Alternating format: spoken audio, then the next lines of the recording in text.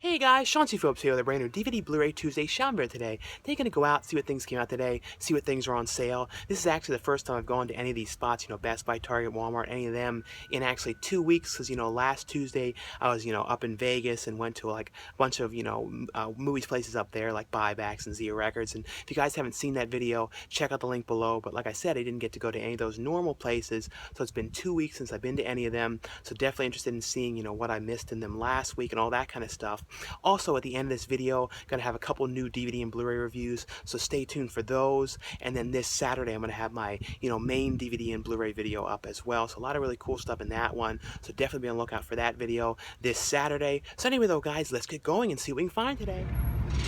Into Target we go. And this is one of the things that came out last week, and they actually still have some of them left in here. This, Suicide Squad exclusive packaging one that has, the 64-page booklet in here. So that's kind of funny. They still have some of these left. It is now, $32.99. The other regular one is, $24.99. So it's kind of funny, though, to see that they still have a couple of them left, but not many. As you can see, it's pretty well picked over for the most part, besides a couple ones left. But the big new things that came out this week, was the Magnificent Seven, which this is one of those ones that I wasn't really that interested in seeing. I know this one is a remake of the original one. I can't remember when the original one came out. But if you guys have seen this one, let me know if it's worth getting at some point. But like I said, I wasn't super interested in seeing this one. The other one today was Storks, so I'm going to have a review of this one at the end of the video. And really the only other one today, was Sully, which actually was a really pretty good one. I'm going to have a review of this one at the end, but we'll go over to the section 2 and see if they have anything else different over there. And they still have the Black Friday shelving out, but now they've turned it into the Ziploc thing. This is where they had all the movies for Black Friday, so they're reusing the shelf now as the big sale for the Ziploc storage bags. So that's kind of funny to see them, repurpose this now for the Ziploc storage. Somebody went in here and made a huge mess and stomped something all out in here on the ground, a bunch of cereal and stuff, and then strewn this all about in here. As you can see, though, it's extremely busy in here. They're all getting last minute cards and stuff. But I've never been in here, on a Tuesday when it's this busy, because Christmas is this Sunday, so everyone's doing last minute stuff, so it's super jammed in here today. But over here in this section, though, they have a 4K of the Magnificent Seven over here. But the only other thing today that came out that I know of was the disappointments from this one. Was only released on DVD. I'm going to be talking about this one at the end of this video, the review of this one. But I actually kind of like this one. Other than that, though, I think this was last week. This Don't Think Twice, I'm pretty sure that was last week. Same with Bridget Jones's Baby, which I actually really like that one a lot. I've liked all those movies. And they do have over here on sale this week for $14.99, Hell or High Water. This is one I would definitely recommend if you guys have not seen this one. Definitely pick this one up. Really, really love this one so much. And also they have, Hands of Stone on sale for $12.99 this week. Into the Valley Thrift Store we go.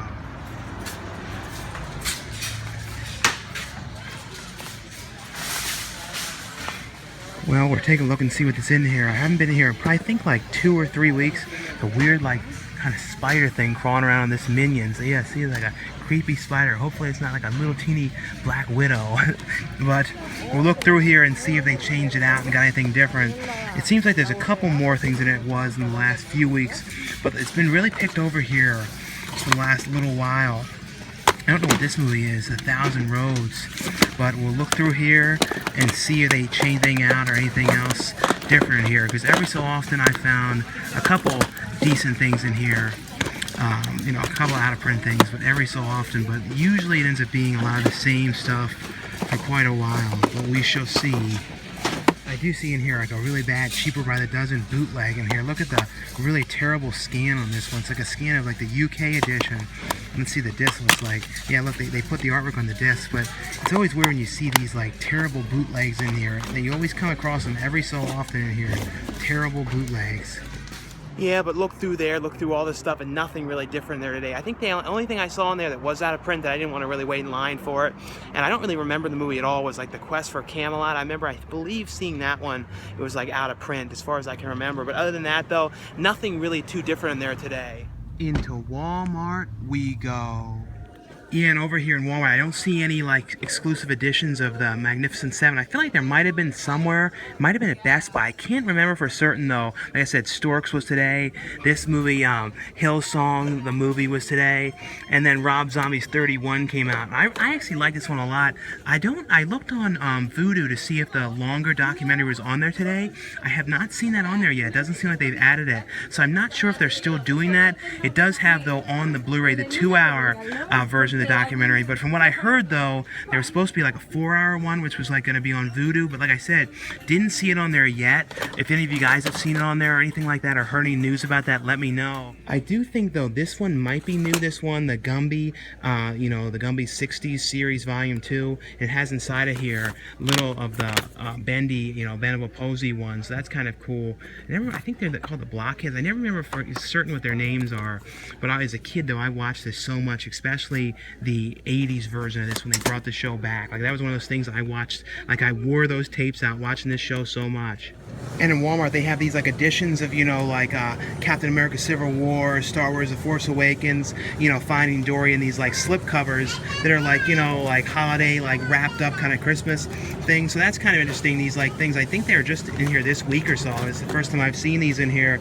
They have them for like Snow White, The Good Dinosaur, Alice Through the Looking Glass. So that's kind of a cool thing if you were giving you like as a gift thing, or you want just kind of an odd slipcover you're not going to see too often. They seem to have these ones here though. And I got, Menchie's, the yogurt that I always get on Tuesday. And last night, I saw Star Wars Rogue One. A lot of people were asking me, on Instagram, what I thought of it, if I thought it was good or not. I actually really liked it a lot. I thought it was very well done. I will say, though, if you guys, I don't want to spoil anything or say too much about it, the plot or anything. The movie takes place before Episode 4. It's about basically trying to steal the plans for the Death Star. But basically, though, I will say, though, let me know if you guys kind of had the same feeling with the movie, though, is that it definitely has a very gloom and very sad, depressing feeling to the whole movie. Like, to me it does, just because it's just like the whole vibe and what happens and everything. I just felt like it was just a very, very sad movie. Let me know below if you guys have seen it, if you guys kind of felt it had that same kind of vibe. Like I said, don't want to say too much about it though, but just wanted to say though, definitely did, I did see it and really did like it a lot though. Into fries we go. Well, we'll take a look and see if there's anything in here different today. This is some set of like Jurassic World. I don't think I've ever seen this one in person here that has like the dinosaurs in here, like the 2 dinosaurs fighting. That's pretty cool. Like I never actually, like I said, have seen this one sold in any stores in person. But I always come in here every so often and see if they have anything else on sale or anything in here. It is kind of cool though, they have in here the Labyrinth set. I haven't actually seen this sold in any stores. I have this one really cool set though of the stairs from the end of this movie. But there is a couple things in here I saw that are on sale for $2. Like they have like Dream House for $2 in here, Duplicity for $2, Columbus Circle, The Changeling, Bruno. It's funny, these movies seem to kind of go up and down in price. Like they're back to $2, but sometimes they go back to $4. But other than that, it seems to be pretty much most of the same stuff in here I've seen in a while. Like these ones you're always seeing, Book of Love, but really don't see too much else too different in here today. Well, here's one thing in here that I actually like, this movie called Standing Up. I think I can't remember what the girl from this went on to be in, the new Ouija movie, Ouija Origins. But this is actually a pretty good movie. Like, I think the Blu-ray at one point was like only in like Walmart or something like that. I've never seen this in here, but for $2, I'll probably get this movie. This is actually a pretty good, like, kind of camp coming of age movie. Val Kilmer's in this movie. He plays this really creepy, strange guy driving a truck. His scene sort of doesn't fit in this movie, but he just played it really over the top, and he's like a really creepy guy. But this is actually a pretty good movie for only $2. I'll probably get this one. Into Best Buy we go. And in here they still have the Suicide Squad steelbook in here, so that's pretty cool. It's actually a 4K steelbook of this. Actually a pretty cool one. It's $32.99 though for the steelbook one of this. And they have a steelbook in here as well, you know, and only a Best Buy one for the Magnificent Seven. Like I said, wasn't super interested in seeing this one, but like if you guys have seen it, let me know though if I should check it out down the line or not. And that one's, you know, $29.99 for the steelbook of that. It seems like there isn't just a Blu-ray steelbook as far as I can tell, maybe in the section. And over here in the section though, they have this one, I think this was last week, this I'm Not a Serial Killer. If you guys have seen this one, I know it has Christopher Lloyd in it. Let me know how this one is, if this one's worth checking out at some point or not. But other than that, over here in the section, like I said, the only other real big thing today was the Magnificent Seven over here. But don't really see anything else in here today too different. Well, that's all for this DVD Blu-ray Tuesday shopping video today. Not a huge release week, not tons of stuff out today, but you know, only thing I really got was that thing in you know, fries. But anyway though guys, now stay tuned now for a couple new DVD and Blu-ray reviews.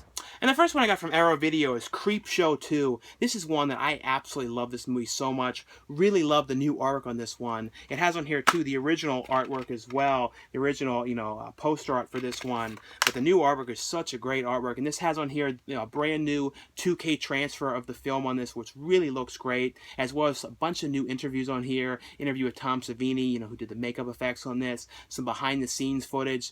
Definitely a great new addition to this. And like I said, an amazing transfer on this movie. But if you guys don't know, this is, you know, the second of the Creepshow films, and I actually think this is my favorite one to watch. It has the one segment in this I love so much, which is basically about these teenagers that go to this lake and they swim out to this raft in the middle of this lake.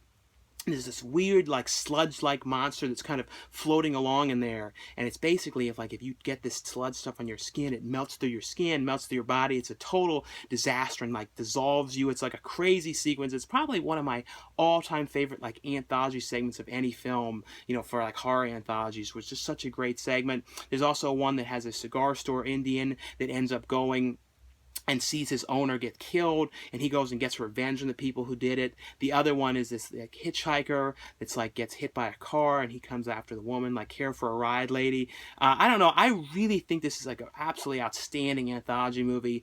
Really love this one. Like I said, a great new transfer on here, a bunch of new features on here. Definitely check this one out if you guys have not seen this one before. The next one from Arrow Video as well as one, I believe there's a steelbook edition of this one as well that has the artwork of the you know, the screwdriver going, you know, the screwdriver thing going into the guy's head.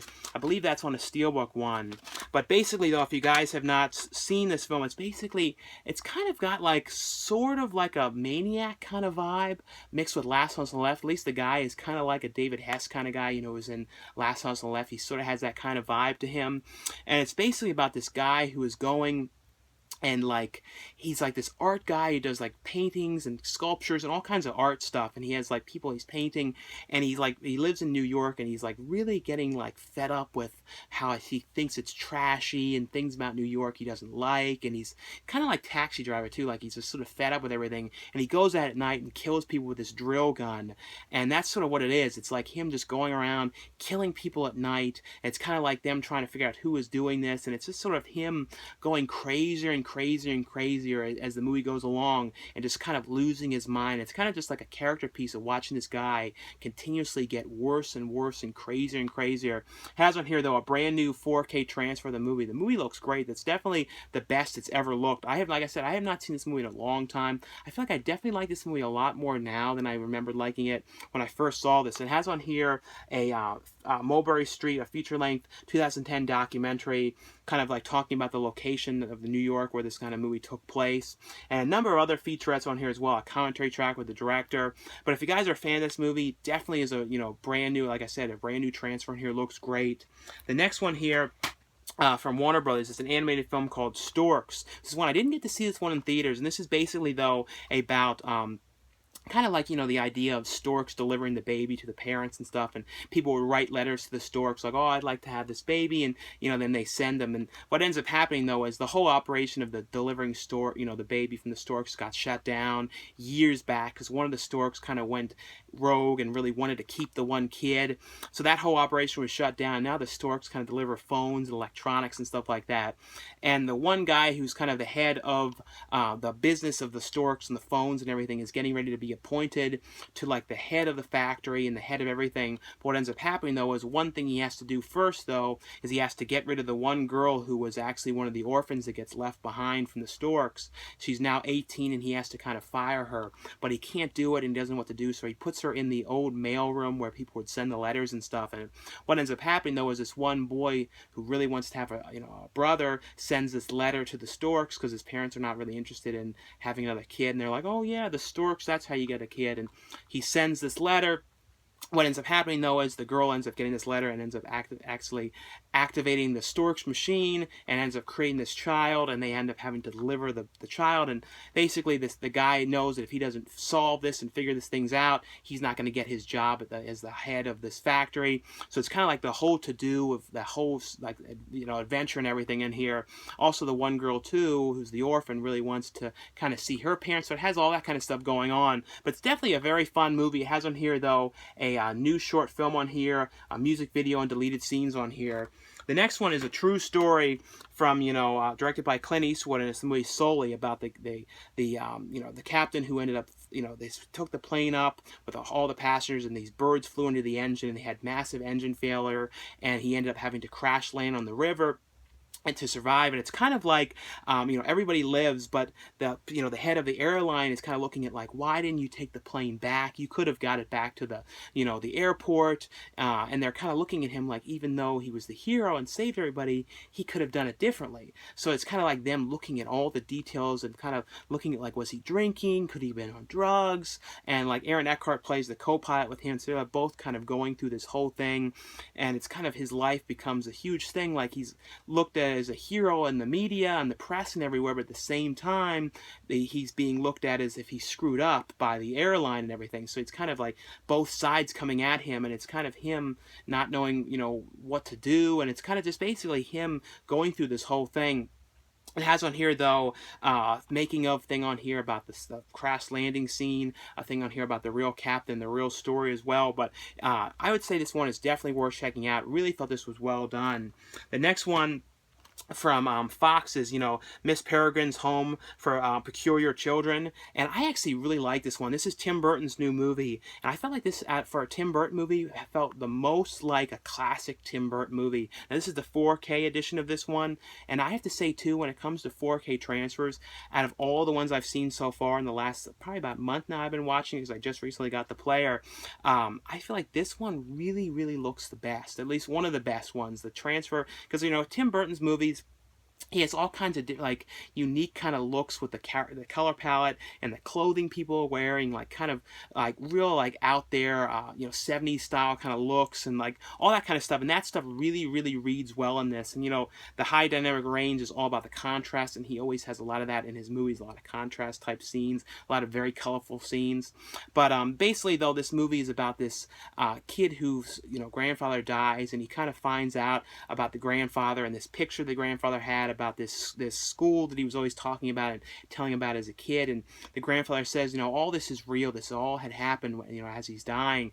And he ends up basically going with his father to try and find this school out in the middle. I think it was like somewhere in Europe, and I can't remember exactly where it was, but he ends up going there in this small island, and he ends up discovering this place, and the father's kind of lurking around the town, and his son keeps disappearing and stuff. He's like, where did he go? But it's kind of him going to this school, and all the kids have all these kind of powers and like weird things they can do. The one girl flies away, the one has like teeth in the back of her head, some of the kids are invisible, and it's kind of him there at the school. And I don't want to say too much about what's happening in school, because it's kind of like what's happening is like a really interesting thing, kind of like stuck in a certain way. But then, of course, Samuel Jackson's character is also after these kids for his own reasons, what he's trying to do. Has on here, though, a bunch of different features on here, some making of features on here, a music video on here, a gallery with sketches by Tim Burton. But highly recommend this one, guys. Really, really love this. Next one, this one got some negativity, and I actually really like this one. The trailers, though, kind of made it look like it was like a movie like Alien, because it was directed by, Ridley Scott's son, and the trailers kind of made it seem like the way it was cut, kind of like it was an Alien-type movie, like almost like it was on a ship or something. It's not like that at all, though. This one, though, is called this one is called Morgan, and this one I actually, like I said, really like this one. It has on here though, who's everyone in this one?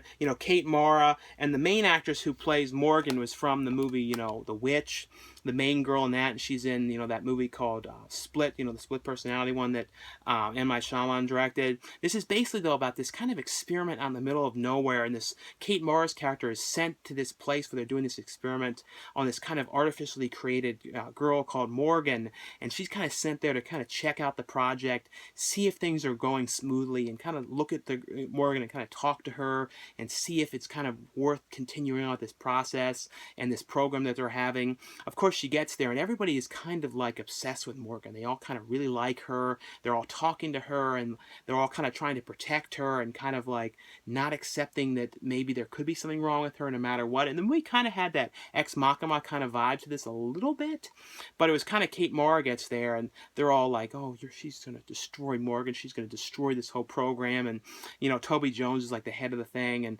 they're all there. And I don't know, I really like this movie. I know, like I said, I know it's got some like mixed vibes and stuff, but for some reason to me, I really thought this was good. Like I said, I thought the actress who played Morgan did a really, really great job in this movie.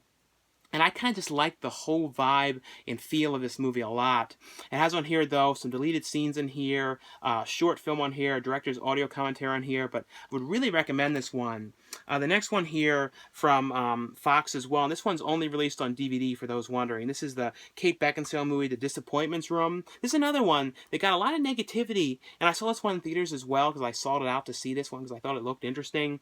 And I really liked this movie. There was actually kind of a creepiness to this movie. It kind of creeped me out a little bit. Like, it's not perfect. Like, some of the stuff on here, like the side plot with her, with the younger guy that she's talking to and stuff, it doesn't really go too many places. Like, some of the stuff was kind of odd, and I was, like, noticing, too, they had, like, some weird stuff on the wall. Like, they had this Krispy Kreme thing on the wall. I was like, what was that doing on the wall? Like, the hot and fresh sign, I think it was. Something like that. But it's basically, though, about Kate Beckinsale's character, and something happened to one of her children, and she's become very, very depressed, and she's on medication and she's just in a really bad state. So she goes out to and she also is someone who like designs things for houses and stuff like that and does like architectural work and things like that. So she ends up going out to the middle of nowhere to this weird old house with her husband and her one child, and she goes out there. She starts to kind of thinking about the idea that she's going to fix this place up and sell it. Of course, she investigates the house and discovers that there's this weird room upstairs, which you kind of start to discover what this room is and the history of this room.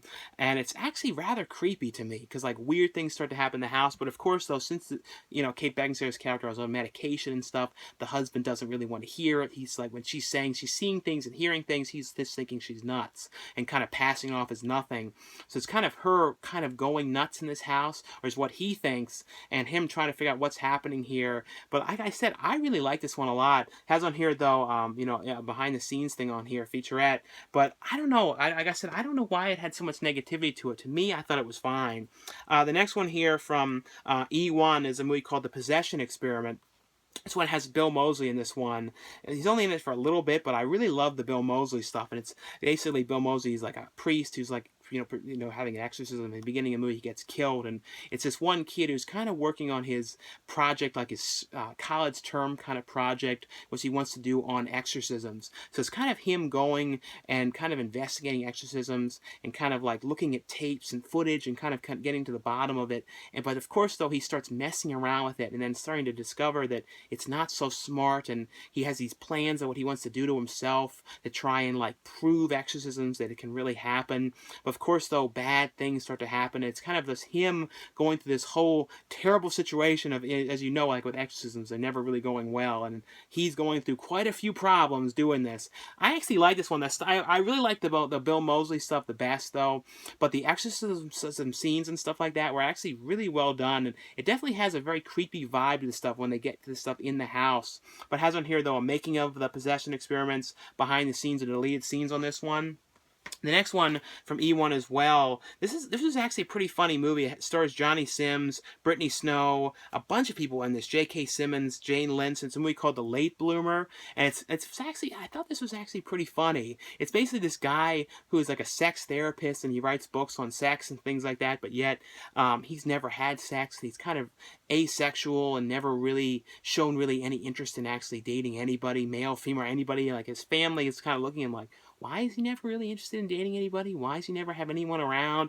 But of course, one day he's having all these pains in his head, and he comes to discover that he had this like tumor on his brain that was pushing into his like pituitary gland or something, and it was making it so he never ended up going through puberty. He only had like a mild amount of testosterone in his body, so he never went through puberty. So of course he gets this thing removed, and all of a sudden he's going through like insane puberty at the age of 30.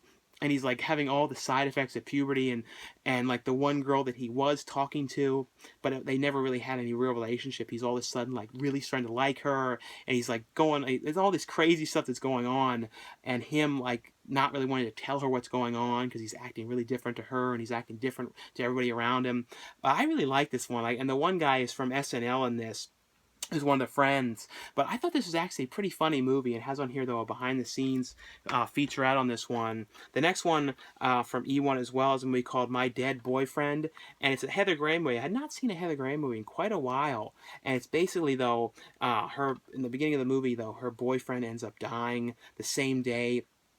She's lost her job, so she comes home and her boyfriend's dead on the couch. And it's kind of her kind of like thinking this boyfriend was a real screw up and never really did anything, like kind of talking about how they first met and how he was really great on the first date and how they first met, and he seemed like he was going to be such a great person, but then it turned out he was the guy who kind of hanged around and played video games and didn't really do anything. But it's kind of her after he died. She has to deliver these ashes to where he wants them to be scattered, but she goes around and starts to kind of discover there's more to her boyfriend than she knew, and kind of all these things that he did, and kind of trying to get to the bottom of really who her boyfriend was and what he did and all this kind of stuff. And it's actually a pretty interesting movie about all these kind of things, and it also talks about some of the like kind of jobs and weird things that Heather Graham's character went through as well. The next one here from Wild Eye, it releasing, is a movie called Stabbed in the Face. I'm trying to remember, I don't want to mix all these up because I watched a lot of different ones for this video, but this was like a shot on video type one as far as I can remember. And this was basically, though, like about a group of kids. I think they went out to like, I'm trying to remember this one and the other one. They went camping out in the middle of the woods, I think. Was it camping?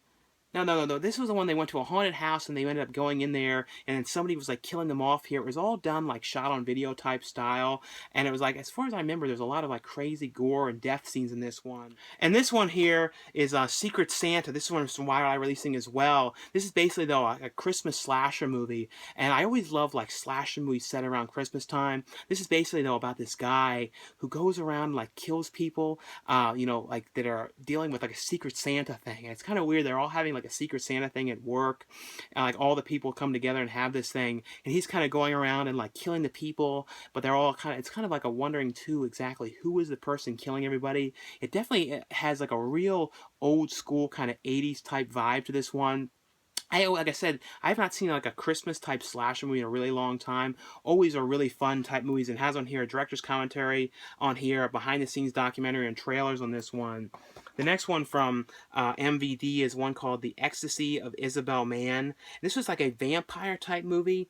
This was basically, though, about this girl who gets like taken in by this vampire type group, kind of like sort of has like a more like R-rated type Twilight sort of vibe to this one a little bit. She gets kind of taken into this group, and she's kind of like missing from school, and everyone's kind of wondering where she is and what's happening to her, and people around her are kind of getting killed and stuff like that. So it's kind of like them looking at this girl, like, is she involved in this whole thing? Why she like she's kind of missing for periods of time, and it's kind of everyone kind of just wondering where she is and what's going on, and her whole like kind of taken into this whole group of these people. They're all like vampire types.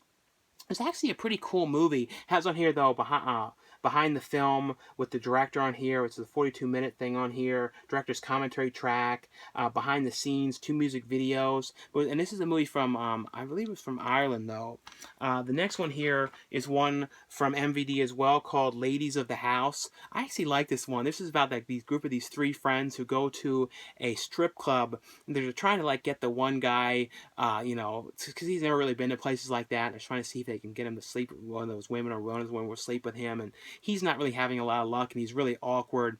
So then they have this idea. This also has that one adult film actress, you know, acting this like Belladonna, I think, something like that. I don't think she does that anymore, but I always remember she was in like, I think like Family Business, that show or something. I remember from something like that. But she basically, though, these guys end up coming up with the idea of, well, let's follow this girl to her house and drive and like kind of stalk her and then knock on the door and see if they let her in, let them in. Of course they do that, and the girl lets them into the house, but then something bad ends up happening, and the other strippers that live in the house with her, you know, come back, and then it's kind of like the guys are getting like tortured and all these crazy things are happening to them, and they kind of discover there's some weird business going on here.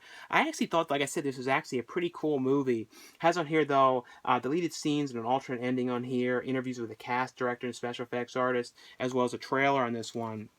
This one is from MVD as well. This is kind of like a Christmas movie for kids, and it's got like different stories on here, like classic stories like The Elves and the Shoemaker, The Brave Soldier, The Fire Tree. And it's basically like kind of just like it's kind of sort of like an animated type thing, where it's like animated and then it's like a screen of like snowflakes and stuff like that, kind of telling the stories. It's just kind of like video versions of telling stories to kids and stuff like that, like classic Christmas type stories. So this is definitely one way more for children, but like if you're interested in like kind of Christmas type, you know, stories and stuff like that for your kids, this is definitely one. Like the story stuff is all done pretty well though when they're telling the stories. The next one here from National Geographic is one called and this is a burn on demand one called Migration Season 1. This is the first season of this one. It's basically about a group of these people who are trying to follow around, what were the animals they were following around? Like, I can't remember what they were. They were, some kind of buffalo or something like that. And they're like, what is it, wildebeest? I can't remember what they were. But they a certain type of animals, but they were following them around. It was kind of them trying to follow them through their migrations and kind of lurk around and watch them through their whole thing and kind of follow their journey along with them. It's something that had never been done before. It was actually pretty interesting, though. I can't remember, though, what the animals were, to be honest. And then this one, like I said, I watched a lot of stuff in a few days here. This one is Missing Dial. This is from National Geographic as well. This is basically about this guy whose son... was it his son in this? I think it was his son, you know, had gone missing in this country in the middle of, I think it was South America, and it's him trying to kind of retrace where his son was and go to the areas where he is and try and see if, because the police had no luck finding him, and see if he can kind of go along the way and try and find him. It's actually a pretty interesting show about him trying to see if he can find his son and kind of retrace and figure out if he did get killed or what had ended up happening to him. The next one here is one from Fox as well. This is another burn on demand one, and a show called The Grinder. And I don't think there's going to be a second season of this one. I might be wrong though, but it's got Fred Savage and, you know, Rob Lowe, and I actually like this. This is you know, Rob Lowe is like a guy who he's like an actor, and he played like a TV lawyer, and it was a really popular show that was on for years. And Fred Savage is played by his brother in this, and in real life he's a real lawyer, and but he's like a lawyer. He doesn't really have a lot of luck, and he's kind of laughed at and doesn't really win any cases or anything.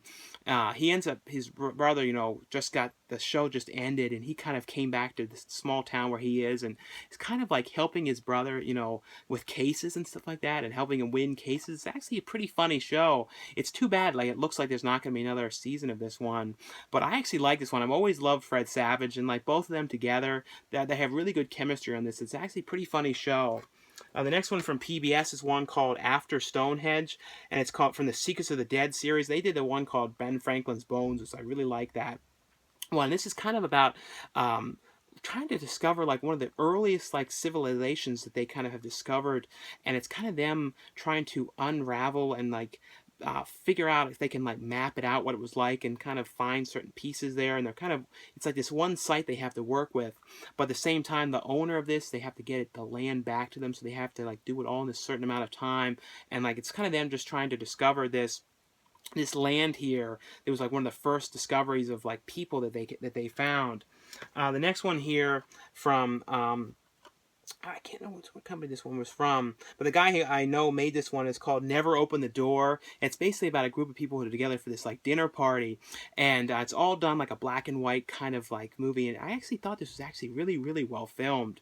But it's basically a group of friends together for this dinner party, and then all of a sudden there's somebody outside of the house knocking on the door, like banging on there to let them in. As they say, never open the door. Of course, the second they open up this door, bad things start to happen to them. It's kind of them in this house having all these kind of bad things start to happen to them as soon as they open up this door, and it's kind of them throughout the night. I actually really, really like this a lot. It's just like kind of a character piece of them having all these weird things happen to them throughout the night. Sort of has like an Evil Dead kind of feel to this one. Has on here a bunch of different features, commentary track, a trailer on here, and interviews on this. And then the next one here from Monarch Home Entertainment is a movie called Criticsized. This is basically a detective who's trying to find the serial killer who's kind of broadcasting all of his murders online. So it's all like a video, like a guy kind of like, I guess I don't know what movie it was like. Maybe Fear.com had that same kind of thing happening, but it was like all or hostile kind of thing, and the killer was kind of broadcasting everything through on the internet. People were watching and stuff, and he kind of wanted the fame of that. And it's basically, though, this cop who's trying to track down and find this guy and figure out who he is, and it's kind of his whole thing of trying to stop it before more people keep getting murdered. And the last one here is a pretty crazy one here from the Sleazebox Company. This is a movie called Cannibal Claus. This movie was absolutely nuts, and if you guys know these Sleazebox movies, they have like a really weird vibe and like weird nude scenes and stuff that go on a little long. But it's basically, though, about this like crazy perverted Santa Claus who goes around.